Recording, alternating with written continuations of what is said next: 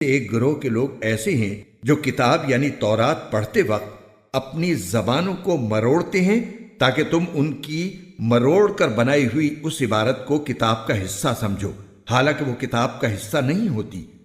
اور وہ کہتے ہیں کہ یہ عبارت اللہ کی طرف سے ہے،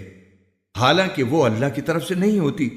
اور اس طرح وہ اللہ پر جانتے بوجھتے جھوٹ باندھتے ہیں۔ یہ کسی بشر کا کام نہیں کہ اللہ تو اسے کتاب اور حکمت اور نبوت عطا کرے اور وہ اس کے باوجود لوگوں سے کہے کہ اللہ کو چھوڑ کر میرے بندے بن جاؤ۔ اس کے بجائے وہ تو یہی کہے گا کہ اللہ والے بن جاؤ، کیونکہ تم جو کتاب پڑھاتے رہے ہو اور جو کچھ پڑھتے رہے ہو اس کا یہی نتیجہ ہونا چاہیے، اور نہ وہ تمہیں یہ حکم دے سکتا ہے کہ فرشتوں اور پیغمبروں کو معبود قرار دے دو۔